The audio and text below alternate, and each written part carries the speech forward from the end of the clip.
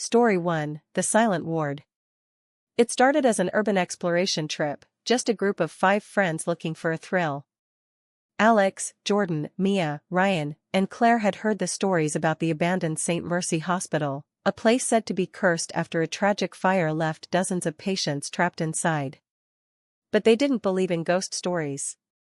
To them, it was just another adventure. They arrived at midnight, their flashlights cutting through the thick darkness as they stepped past the rusted gates. The air smelled of mildew and decay. The hospital stood like a skeletal giant, its shattered windows staring blankly into the night. Graffiti covered the walls, but beneath the vandalism, old warnings were still visible, scribbled notes from former staff warning not to enter the basement. "Let's split up," Alex suggested. "We'll cover more ground that way." "Bad idea." Mia and Ryan took the east wing, where the operating rooms had once been. Bloodstains, old but disturbingly intact, marked the floor. Rusted surgical tools lay scattered, and something about the silence felt suffocating. Mia swore she heard whispers, but Ryan brushed it off as the wind. Then, a loud bang echoed through the hall, followed by a shuffling noise from one of the rooms. Meanwhile, Claire and Jordan explored the patient rooms, reading abandoned charts and brittle medical reports. Many patients had been admitted for severe psychiatric conditions, but the notes abruptly stopped after the fire. One file caught Claire's attention, a patient named Daniel Corman, admitted for extreme paranoia. His last recorded words were scrawled at the bottom of the file, "They come when you're alone." A scream echoed through the halls. Rushing towards the sound, they found Mia and Ryan in the middle of the hallway, pale and shaking.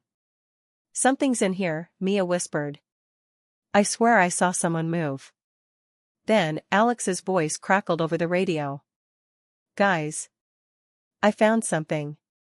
Basement. You need to see this." Against their better judgment, they descended the creaking stairway to the basement. The air grew colder, heavy with an unnatural stillness. Then, they saw it, the morgue doors, slightly ajar. Inside, Alex stood frozen, staring at something scrawled on the wall in red, faded letters, "Leave now." A loud crash came from the corridor behind them. A door had slammed shut on its own. Claire's breathing quickened. "We need to get out of here." Then, they heard it, the unmistakable sound of footsteps shuffling toward them, slow and deliberate. Ryan swung his flashlight in the direction of the noise, but nothing was there. A sudden, sharp scream echoed through the basement, and Alex bolted. "Run!" They didn't hesitate. Sprinting up the stairs, they heard doors slamming, metal clattering, and hurried footsteps, none of them belonging to their group. The hallway twisted in the darkness, the exit feeling impossibly far away. Just as they reached the main corridor, a shadow darted past them. A man, charred and barely distinguishable, stood at the end of the hall, watching. His head tilted unnaturally to the side. Then, he took a step forward. They burst through the front doors, not stopping until they reached the car. Mia fumbled with the keys, hands shaking uncontrollably. The engine roared to life, and they sped away, leaving the hospital behind. The drive home was silent. No one spoke of what they saw. The next morning, Claire scoured the internet for any information about St. Mercy Hospital. A single article caught her eye: Daniel Corman had been a janitor, not a patient. He had died in the fire, trying to save the patients locked inside. They had seen him. They had seen his warning. And they had almost joined him. Story 2, The Handprint. The forest had no name, at least not one that anyone living cared to remember. It sat on the edge of an abandoned village, swallowed by time and nature. People whispered about the place, warning travelers to stay away. But Jake, Lisa, Mark, Emily, and Tom didn't believe in ghost stories. "We've camped in worse places," Jake said as they set up their tents in a small clearing. The air was thick, heavy, as if the trees were holding their breath. As night fell, the fire crackled, but the warmth didn't chase away the unease that settled in their bones. The wind moved strangely, carrying voices that didn't belong to them. It started small. Lisa shivered. "Did you hear that?" A distant crunch of leaves. Slow. Deliberate. It stopped when they turned their heads. Probably an animal, Tom said, though he didn't sound convinced. Then the whispers began. At first, they were soft, almost like the wind twisting through the trees. But soon, they grew distinct, words just beyond understanding, spoken in voices that didn't belong to anyone in their group. Mark gripped his flashlight. Is someone messing with us? They all turned in unison as Lisa's tent suddenly collapsed, the fabric pulled down as if something had thrown itself against it. Jake rushed over, but there was no one there. Just 3 long, deep scratches on the tent's side. A deep silence followed. The forest held its breath. Then came the laugh. Low. Raspy. Not human. It echoed from all directions, making it impossible to pinpoint where it came from. The air turned freezing. Their breath came out in visible puffs. Something was with them. Watching. Emily grabbed Jake's arm. We need to leave. But the path they had taken earlier was gone. The trees seemed closer now, their twisted branches clawing toward the sky. It was as if the forest itself had shifted, trapping them inside. Tom tried to call for help, but his phone had no signal. The battery drained before his eyes, going from 78% to dead in seconds. The laughter came again, closer. This time, they could hear the sound of something dragging across the ground. They ran. They didn't know where, only that they had to move. The trees blurred past them, shadows shifting unnaturally in the dark. Lisa screamed as something cold and invisible grabbed her wrist, leaving deep, finger-shaped bruises. Then, as suddenly as it started, the noises stopped. The wind died. The whisper ceased. The forest was silent once more. They stayed huddled by the dying fire for the rest of the night, too afraid to move. None of them slept. When morning finally arrived, golden light filtering through the trees, they felt an overwhelming sense of relief. But then Emily stopped. Her face went pale. Guys, look. On the outside of Lisa's tent was a handprint. Too large to be human. Too many fingers. And it was fresh, the reddish-brown smear still glistening in the morning sun. They didn't pack their things. They didn't talk. They just ran. It wasn't until days later that Mark noticed something chilling. Scrolling through his phone, he saw a picture he didn't remember taking. A blurry image of their group sitting by the fire. In the background, just beyond the tree line, a figure stood. Its hollow, glowing eyes locked on them. Its elongated fingers stretching toward the darkness. Watching. Waiting. Story 3, The Forgotten Asylum. No one in town went near Blackridge Asylum anymore. It had been abandoned for decades, left to rot after the patients and staff mysteriously disappeared one night. No records, no signs of struggle, just empty beds and silent hallways. But to Ryan, Jake, Olivia, and Mia, it was the perfect place for a thrill. We go in, look around, take some pictures, and leave, Ryan said as they stood outside the rusted front gates. The building loomed over them, its shattered windows like empty eye sockets, watching.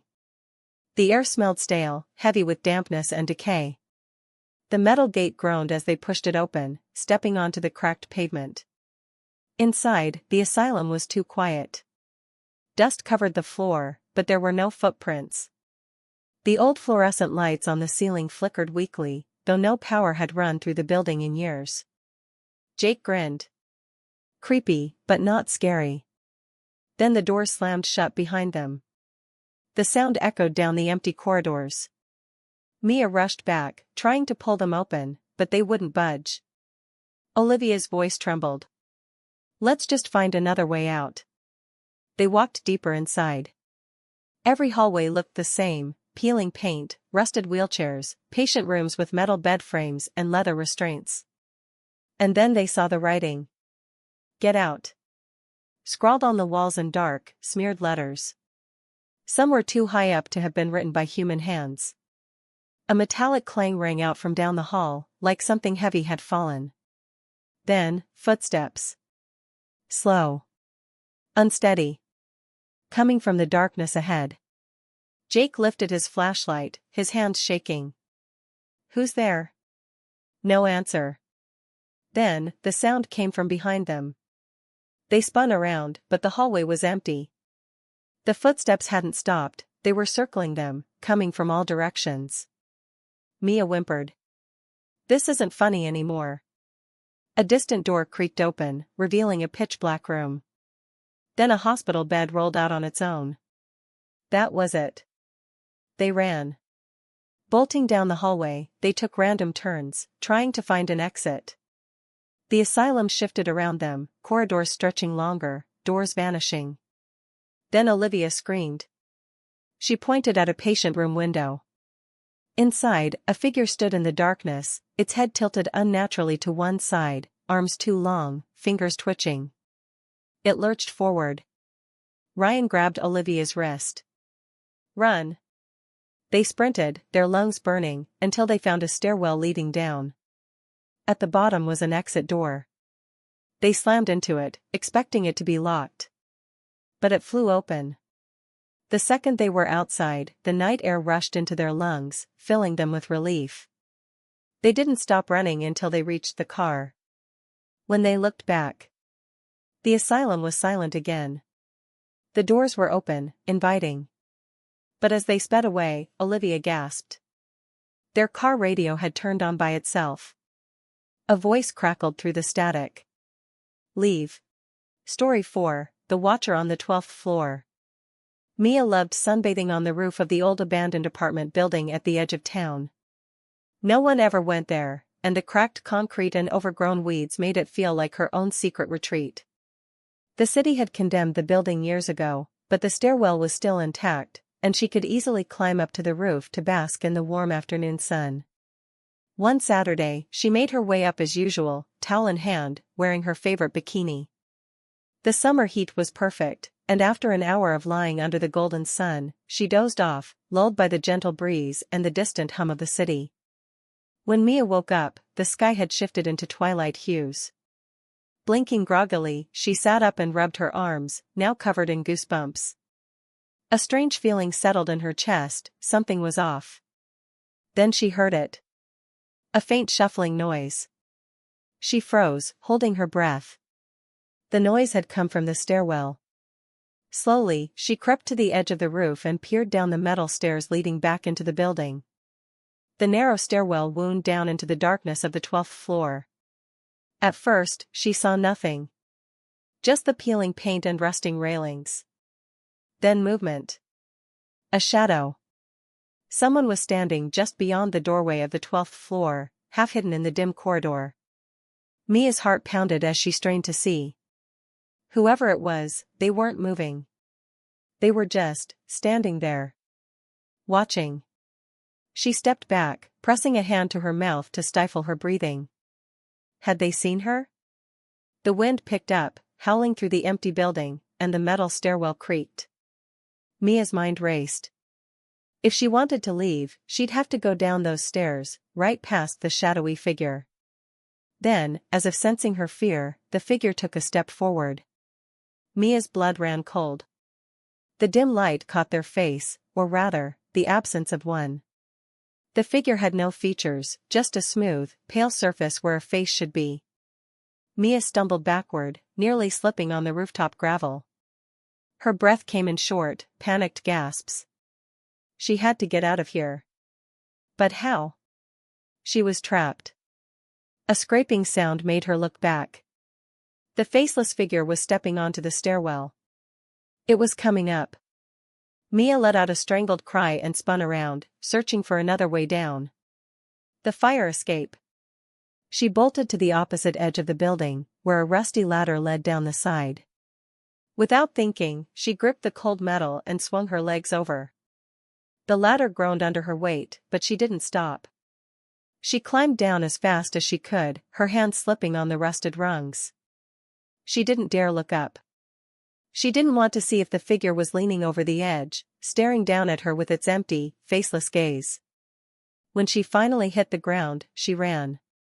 She didn't stop, didn't look back, not until she was blocks away, panting, trembling, and alive. She never went back to that rooftop. But sometimes, when she walked past the building at night, she felt it.